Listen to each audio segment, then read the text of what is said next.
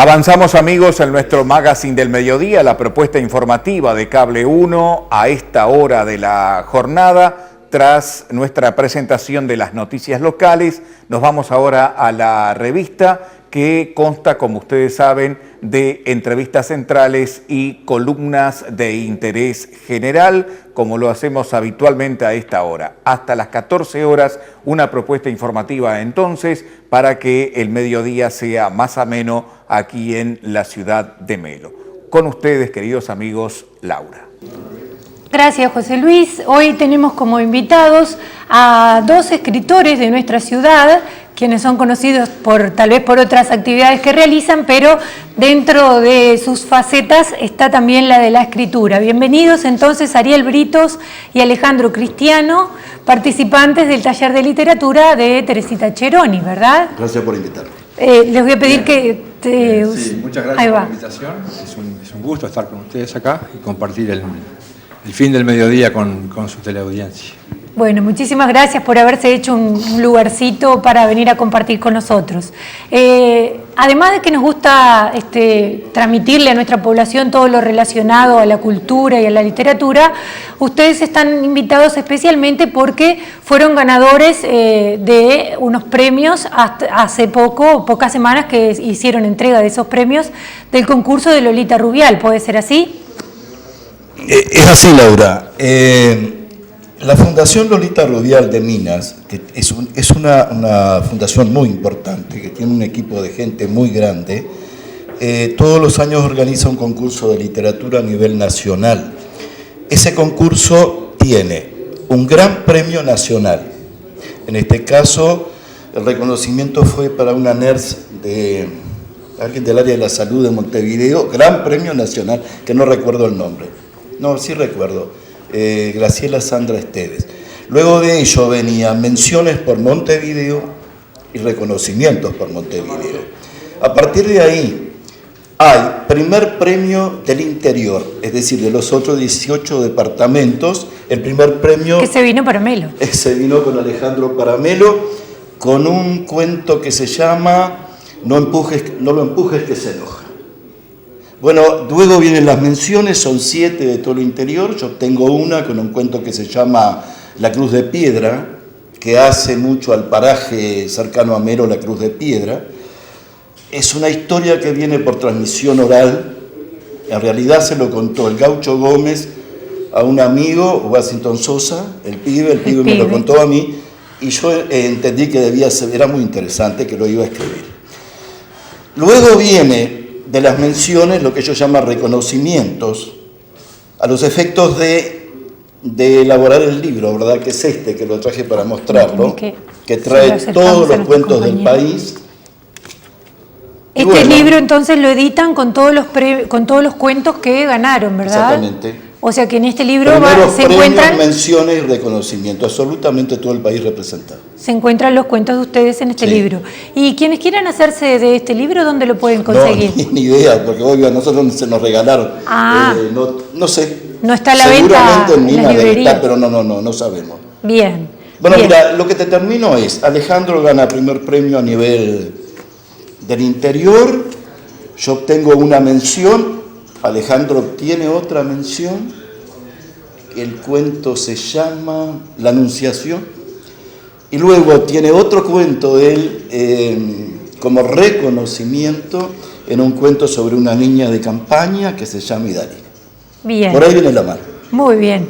Y Alejandro, tu cuento ganador, ¿cómo surgió la inspiración para realizarlo? Porque él nos cuenta que venía de la tradición oral, y en tu caso, ¿cómo surge esa inspiración? Bueno, en este cuento, en realidad, yo estaba trabajando en el campo, estaba solo, y estaba haciendo un alambrado, reformando un alambrado en realidad. Y no estaba solo porque estaba con mi perra, Folly.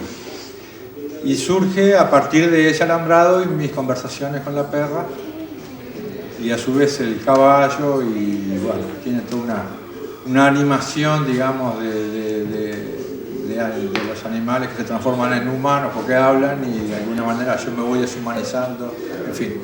Bien. Es todo un juego ahí que tiene que ver con eso, con el trabajo del campo y con estar un poco con uno mismo también. Bien, pero este no es el primer premio que ganan, ustedes también han ganado premios como taller, ¿no? Sí. Sí, el taller de Teresita Cheroni, tuvo un premio Morosoli de reconocimiento a la trayectoria del taller. En el año 2012, si no me equivoco. 2012, Exactamente, sí. Muy orgullosos todos nosotros, los que somos más de la guardia vieja, digamos que estamos desde el comienzo con el taller. Un merecido reconocimiento a la profesora y a su vez después, independientemente en otros concursos también hemos tenido algún reconocimiento. Bien. Así que bueno, digo, para hacer un pasatiempo y algo fuera de lo común, creo que estamos muy contentos.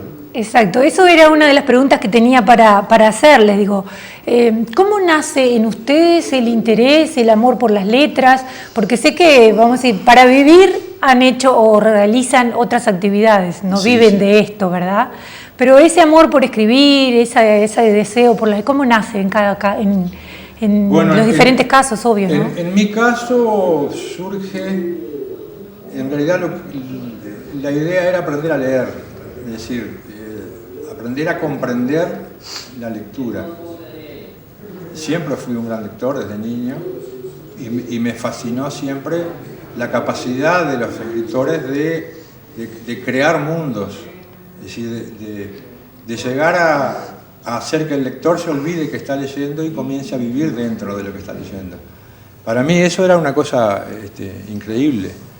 Entonces cuando comencé a ir al taller de Teresita, mi idea era aprender a leer, es decir, a leer esas entrelíneas, claro. Y me fui metiendo hasta comprender que existe una estructura, que existe una forma narrativa, que hay un universo de posibilidades de qué palabras utilizar, qué adjetivos, qué extensión, dónde va el punto, dónde va la coma. Y aparece esa magia, que es la capacidad de transmitir una emoción, por ejemplo, a partir de una línea escrita. Claro. Y ahí, bueno, con cierta pasión también, uno va puliendo, digamos. No creo que sea un escritor ni nada por el estilo, pero es, digamos, hay algo placentero en todo eso, ¿no? Claro, es una actividad que la realizas en tu caso por placer. Ah, sí, totalmente, 100%. Bueno, a veces se sufre, ¿no? Uno tiene la posibilidad de hacer con los personajes lo que quiera. Claro. También es una buena terapia, porque uno, por ejemplo, suponte que te peleas con tu marido y creas un cuento y haces un personaje donde figure tu marido y eres capaz de hacer lo que quieras con él. Claro. Pero va que te va a dar resultado. Entonces, lo hago a través de la poesía. Bueno, ahí está. Le tengo prometido a Teresita ir al taller. Que si te enamoras mucho de tu marido, ya pasas a escribir una poesía. Exacto. No sé, Ariel, en el caso de él, ¿cómo surge? ¿Cómo surge, Ariel? Yo te conozco como maestro, pero... Sí, obvio. Alejandro es ingeniero agrónomo, yo soy maestro, todos los integrantes del taller, hay profesores, hay amas de casa, es decir, todos tienen otra actividad, como decís tú. Ahora, cuando Alejandro, un poco la temática que estaba manejando Alejandro, es los cuentos nuestros ganadores en Minas, hablan mucho de la identidad de Cerro Largo, la identidad de esta región. Yo te diría que mi cuento es netamente fronterizo, ¿no? Frontera Brasil-Uruguay. Los cuentos de Alejandro, que además de ingeniero agrónomo es productor rural, son... Él incursiona en otros temas, algunos de difícil acceso, pero en este caso los tres son rurales, ¿no? Es decir, el que te contaba, el primer, que es un cuento un poco fantástico, habla el caballo, habla la perra, los novillos forman sindicato y hacen una sonada, ese tipo de cosas. Sí, sí. Pero los otros de cuento también son temas que hacen mucho a la identidad de la región y de Cerro Largo. Y bueno, con respecto a otros reconocimientos, ambos hemos tenido en el programa La Tertulia del Espectador menciones y premios de la Sociedad Agropecuaria y algún otro que anda por ahí. No es que uno, lo que es lindo es que lean y les guste lo que a vos te gusta escribir, claro. ¿No? Esa también es otra pregunta, ¿para quién escriben? Porque, claro. Hay personas que escriben para otros, hay otras personas que escriben para sí mismas como manera, como terapia, como decía Alejandro. En tu caso, ¿para quién escriben? Mira, es increíble la cantidad de gente que escribe en Cerro Largo, mucho más de lo que uno piensa, ¿no? Vos tenés abuelas que se compran ¿cómo se llama? Un cuaderno. Sí, una cuadernola. Una cuadernola. ¿Y sabés qué escriben? Cosas familiares que ellas entienden que es importante que los nietos las lean algún día. Exacto. Y para nadie más. Y hay otros, mirá, en distintos lugares que escriben para sí mismos. En mi barrio hay un retirado militar que a veces me lleva para corregirle las faltas de ortografía porque las tiene. Y escriben muy bien, pero no les digas de ir a un taller porque les parece que un taller es algo muy elevado o algo del liceo, y no es así, ¿no? Claro, eso es también algo que queríamos compartir con la gente, qué características tiene que tener una persona para ser escritor. O sea, yo tengo mi propia respuesta, pero ustedes que ya han publicado, tienen más propiedad tal vez para contarle a nuestra gente cuáles son las características que hay que tener. En un taller, creo que te tiene que gustar leer y escribir. Eso es básico, ¿verdad? En el taller se leen los clásicos, se leen los modernos, se lee poesía, se hacen incursiones en teatro, es decir, pero no es que la coordinadora Teresita diga vamos a esto, hay una propuesta de taller. Claro. Es como ir a un taller de cocina, cada uno hace su aporte, ¿verdad? Claro. Y principalmente eso. Y demás, yo diría, Alejandro, te paso el micrófono. ¿Cuál es la opinión de Alejandro con respecto a eso? Y bueno, yo creo que para escribir, no es mía la frase, pero alguien famoso por su escritura, que no recuerdo el nombre, dijo que lo único que hacía falta para escribir es tener algo para contar y contarlo. Seguro. Es tan sencillo como eso. Después puede ser, sí, que hayan calidades de escritura, estilos, formas, estructuras.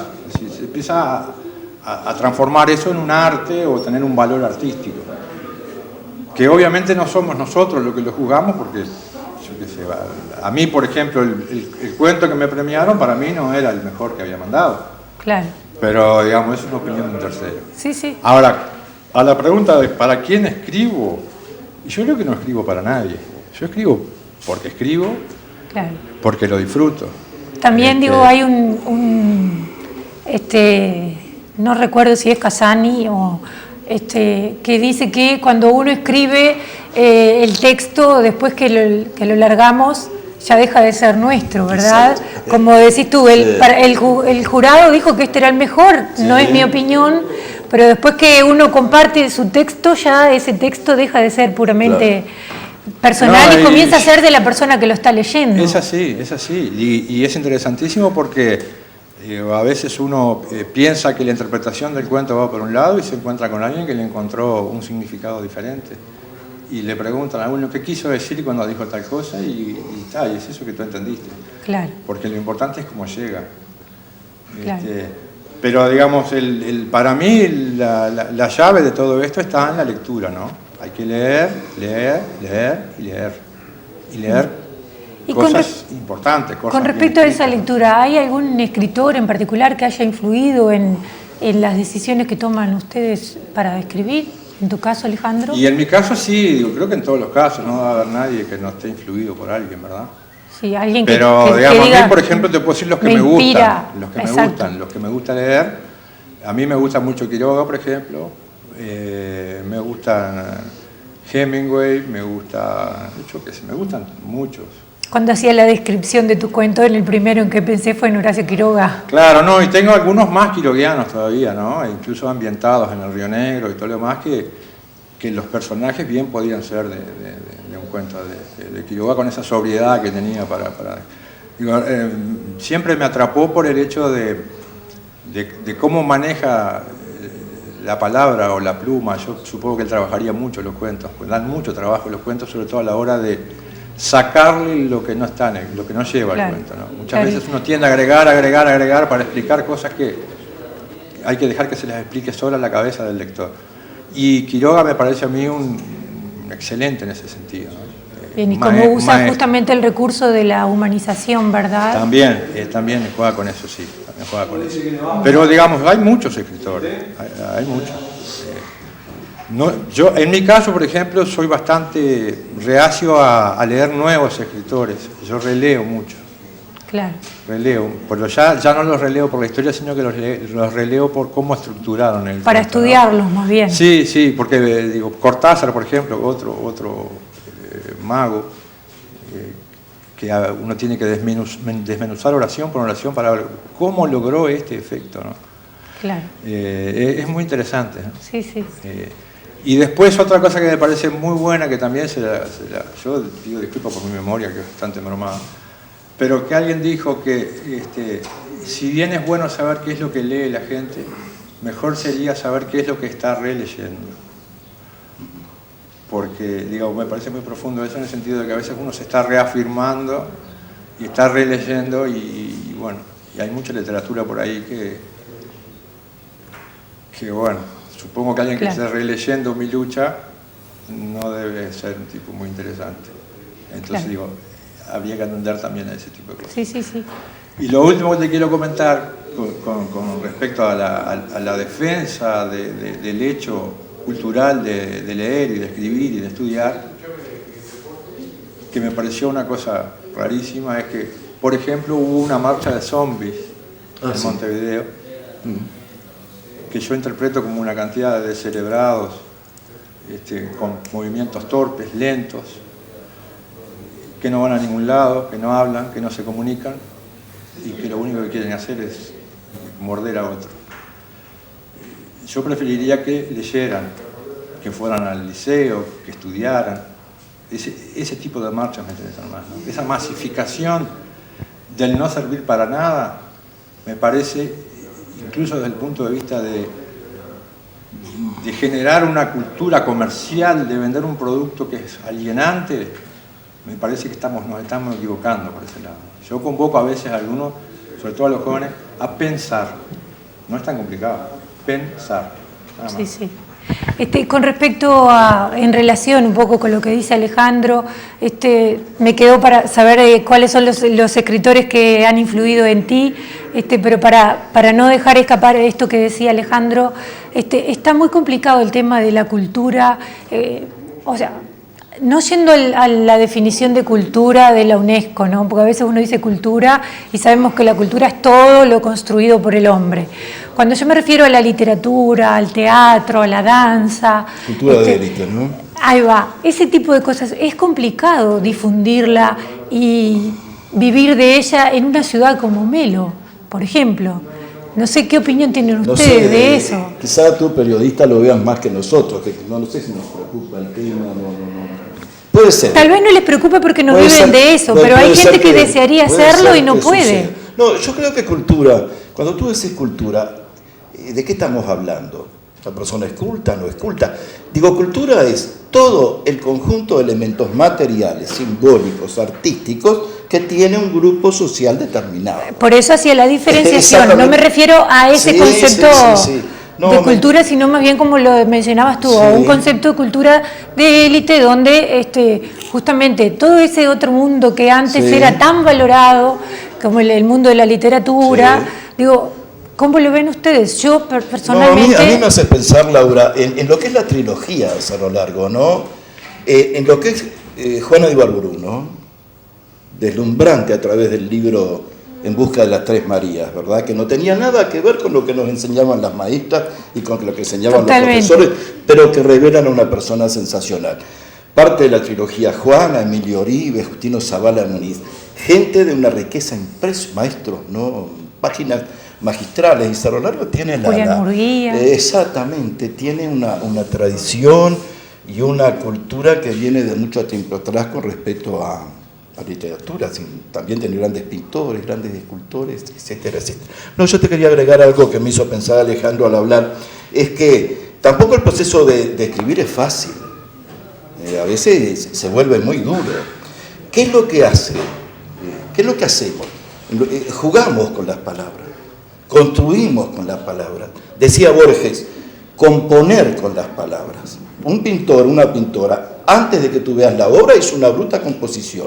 Acá va una rama, acá va un rancho, acá va un río, acá va un pájaro. Lo compone. Bueno, nosotros componemos, intentamos hacerlo, componer con las palabras, y no es fácil, porque lógico, hay una serie de recursos estilísticos, y como decía Alejandro, hay que trabajarlo mucho, podamos acá, agregamos allá, esto quedó bien, esta palabra es no está bien, puede ser cambiada por otra. Alejandro al final de mi historia me ayuda un poco, porque él al estar mucho más en contacto con el campo que yo, y siendo una historia de campo, y yo me acuerdo que él pone, en un rancho está el asesino y lo van a buscar, ¿viste? Y yo había puesto, unas costillas chirriaban en el brasero. Chirriaba, qué palabra fea, ¿no? ¿No te parece? Y Alejandro al ayudarme y cooperar ahí me puso, unas costillas lloraban en el brasero.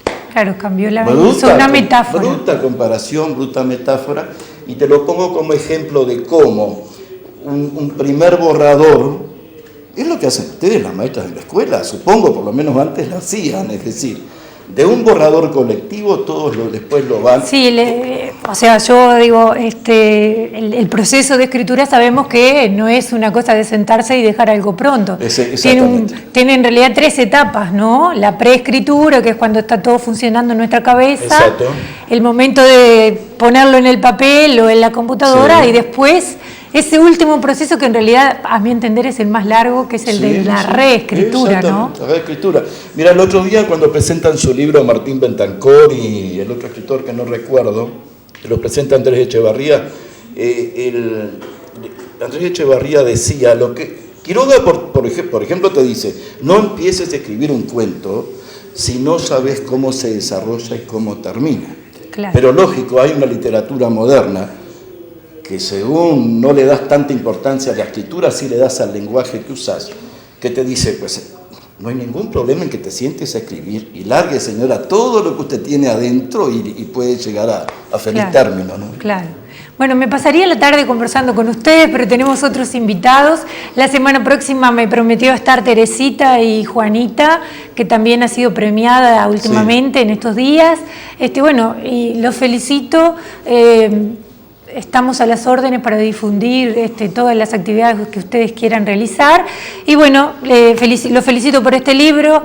Les dejo como deber de casa que me averigüen dónde lo podemos conseguir. Y el otro libro que también queremos conseguir es Palabras en Construcción, que es el libro que editó El Taller, ¿verdad? Ese está en El Taller, sí. Sí. Creo que está en el taller. ¿Y está a la venta ese libro? No, se agotó, calculamos mal el número de libros. Bueno, van a tener que hacer una reedición. Inmediatamente. ¿Sabés qué pasó? La venta fue totalmente al costo, es decir, tal cual costó en la editorial de Montevideo, tal cual se vendió, y quedó mucha gente con ganas de leerlo. Bueno, amerita una reedición. Puede ser. Yo lo que quería decir, agradecerle a José Luis, a ti, a los compañeros de cámara, en nombre del taller y en nombre de Alejandro y mío, la invitación.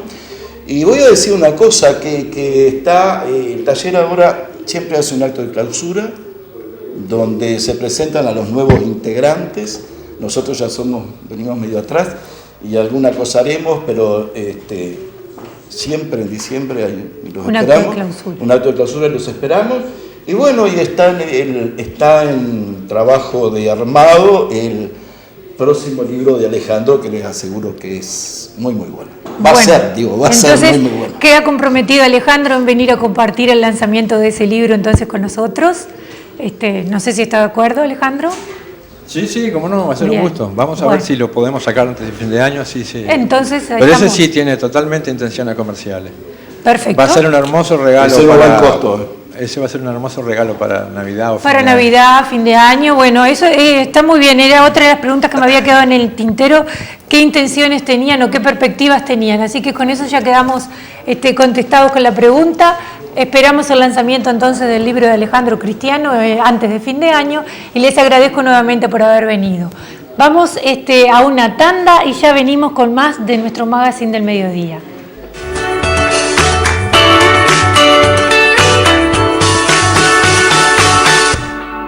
Avanzamos, amigos, estimados televidentes, en nuestra propuesta informativa de Cable 1 al mediodía, lo que se ha denominado Magazine del Mediodía, ahora dándole la bienvenida a un nuevo cliente que se integra a nuestro staff publicitario aquí en esta propuesta informativa. Creditel te invita a disfrutar los beneficios de su promoción. Llévate tu crédito por un mes sin interés. Visita Creditel, llevas la suma que necesitas y devolves el mismo monto al mes. las informaciones pueden obtenerse por el 4642-8501 o personalmente allí en Muniz 675. Hablamos de Creditel y hablamos de Juan Daniel Nasif. A Juan Daniel Nasif lo tenemos en piso junto a nosotros. Al agradecerle profundamente por este apoyo publicitario que le da a Magazine del Mediodía, le damos la bienvenida a nuestro programa. Juan Daniel, buenas tardes. Bueno, buenas tardes. Es un placer para mí estar acá. Vemos que es un programa que está teniendo un resultado interesante y por eso decidimos participar. El agradecido soy yo por la invitación. Bien, Juan Daniel, queremos conocer un poco más profundamente lo que es Creditel. Ya instaurado plenamente en la plaza financiera de nuestra ciudad con un éxito muy particular. Sí, Creditel es una empresa que tiene más de 20 años en el Uruguay. Nosotros en Melo estamos instalados desde el año 96, precisamente en diciembre del año 96 inauguramos la sucursal acá. En esa época habían 5 o 6 sucursales de Creditel en todo el Uruguay. Hoy, gracias a Dios, y al éxito que ha tenido la empresa, tenemos sucursales en todos los departamentos, incluso en algunos centros poblados importantes, como ser el caso de Río Branco, Paso de los Toros. Y en total Creditel hoy tiene más de 100 sucursales, entre ese tipo de sucursales y además unas pequeñas in-store, que son lugares donde tenemos una promotora ejecutiva que hace toda la función de una sucursal, pero dentro de un comercio. Con lo cual, nosotros hoy estamos posicionados, gracias a Dios también, dentro de las principales financieras del Uruguay. Eso ha hecho que hoy pertenezcamos al Grupo Santander, que es el grupo económico más fuerte que hay dentro del Uruguay. Y bueno, Creditel es una de sus herramientas. Nasif, precisamente hay una clientela muy importante en lo que tiene que ver a aquellos que van y solicitan préstamos en Creditel. Hoy ustedes están otorgando créditos a una cantidad muy importante de cerrolarguenses. Sí, nosotros tenemos un número bastante alto de clientes y la verdad es que bueno, tenemos clientes que están operando con nosotros desde ese año 96 y han seguido siendo fieles clientes de Creditel. Y nosotros, bueno, hemos pasado por otras etapas con la cual lanzamos la tarjeta de crédito, que es algo importante decir, la tarjeta de crédito de Creditel se lanzó a nivel nacional en Melo. O sea, cuando Creditel decidió apostar a hacer una tarjeta de crédito, utilizaron 3 sucursales como campo de prueba, digamos, y una de ellas fue Melo. O sea que de las sucursales que más antigüedad tiene en la tarjeta y que ha tenido un éxito importante ha sido Cerro Largo. Y bueno, la verdad es que nos sentimos muy felices por eso. Eso habla bien a las claras de que se está haciendo un trabajo muy bueno en esta parte del país. Sí, la verdad que sí. Creditel, cuando abrió la sucursal acá en Melo, tenía una expectativa de una sucursal mediana.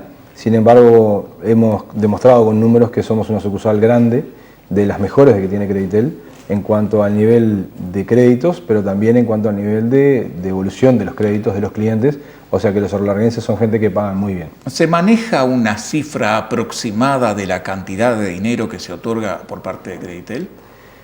¿A nivel nacional? A nivel departamental. Y a nivel departamental son números muy altos, digo, andan en el entorno del $1.000.000 mensual, como para tener una idea. A veces más, a veces menos. Pero es una suma importante. Es una suma importante. Evidentemente. Pero además, Nasif, decíamos del hecho que es importante por la clientela que tiene Creditel y que ha hecho que, bueno, trascienda a nivel nacional la sucursal Melo. Pero también es importante el hecho de que es una fuente de trabajo para las empleadas que están allí, la fuente de trabajo que origina Creditel. Nosotros nos sentimos muy contentos de eso que tú mencionás, sobre todo porque hoy el país habla de una promoción del empleo joven y Creditel tiene un 90% de empleados jóvenes. En la sucursal de Melo hoy son 5 personas que trabajan, que sus edades rondan entre los 19 y los 24 años. O sea que es gente joven que apuesta a trabajar, a trabajar bien. Tenemos un nivel de atención muy bueno, la satisfacción del cliente es muy buena y el servicio que Creditel presta es muy valorado. Pero a su vez tenemos entre todas las personas que trabajan en la sucursal, más la Instor que te mencionaba, más Río Branco, 10 personas en total. Allá en el año 96 cuando abrimos éramos mi esposa y yo nada más, o sea que gracias a Dios hemos tenido un crecimiento y eso además genera otro tipo de cosas.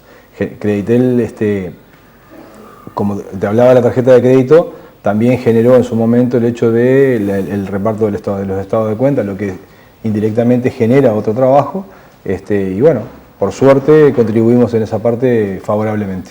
Yo decía de la financiera Creditel que es muy especial porque no hay otra financiera que otorgue, por ejemplo, el préstamo mensual sin interés, precisamente.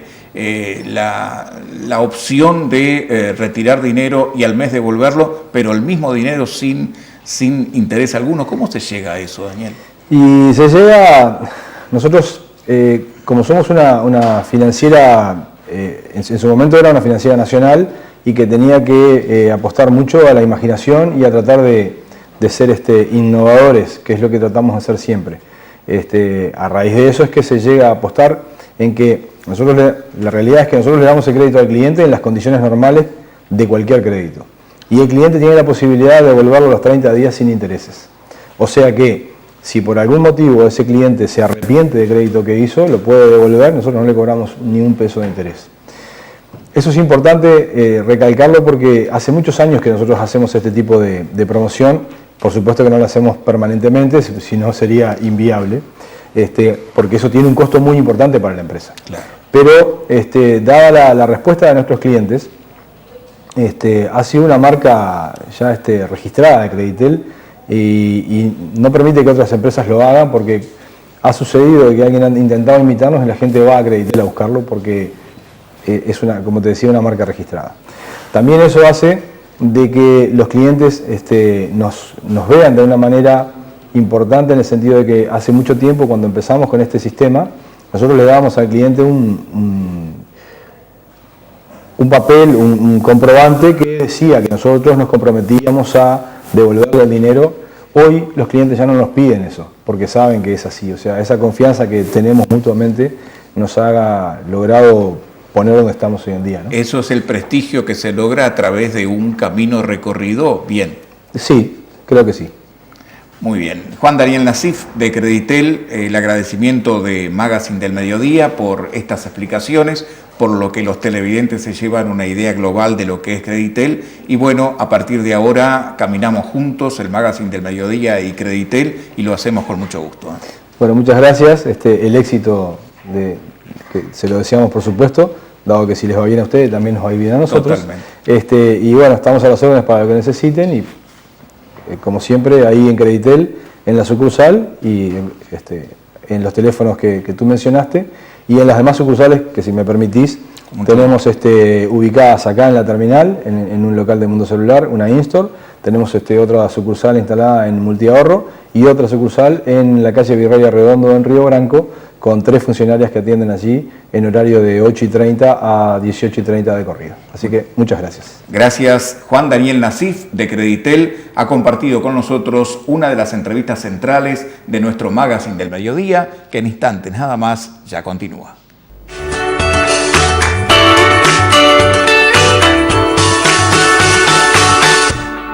En la recta final de nuestro Magazine del Mediodía de esta jornada, para significarles algo que nos quedaba en el tintero en la jornada de hoy, inclusive, para indicar, bueno, lo vestida que como está hoy nuestra compañera Laura. Bueno, muchas gracias, como siempre agradecemos a Boutique Soul y al Salón de Leticia Duarte que me ayudan a estar lo más elegante posible. Bien. Antes quería mandarle un saludo a un televidente que siempre nos está promocionando y nos está tirando para arriba, dando buena onda. Le mandamos un saludo bien grande a Walter Lara, un abonado de Cable 1, que siempre habla muy lindo de nuestro programa. Bueno, eso es bueno y por supuesto que tiene la retribución de este lado de cámaras con el saludo afectuoso que le deseamos a este amigo Lara, ¿no? Bien, y nos despedimos con un tema de Julieta Rada que se llama Visionarios.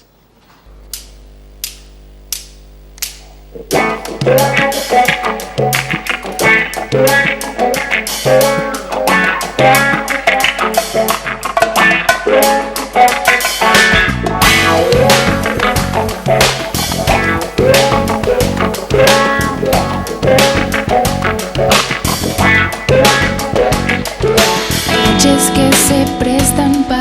caminar, no hay forma de volver a casa. Es una y una vidas puedo atravesar, después de un rato se me pasa. Visionaria, visionario, visionarios por el barrio. Visionario, y el vecindario es como un acuario. Visionarios Por el barrio. no sé bien lo que hicimos, pero funcionó. Algo pasó. Y lo que en mi trastabillaban galopó. Sí, galopó.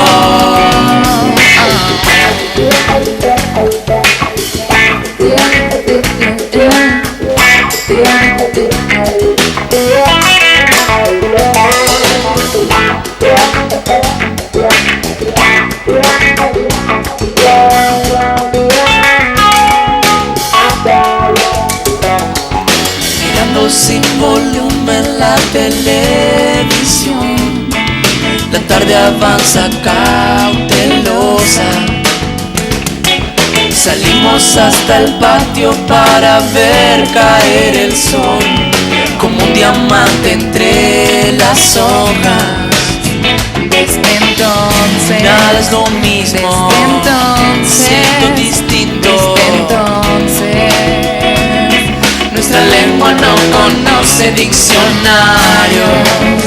visionario, visionarios Por el barrio. no sé lo que tocaste, pero Funcionó, algo pasó. y lo que en mi trastabillaban Galopó, sí galopó. y ya que todo brilla como Anémonas, amémonos. que lo que en mi trastabillaba galopó, sí galopó, y así pasó. Después quieres contarlo y nadie lo entendió.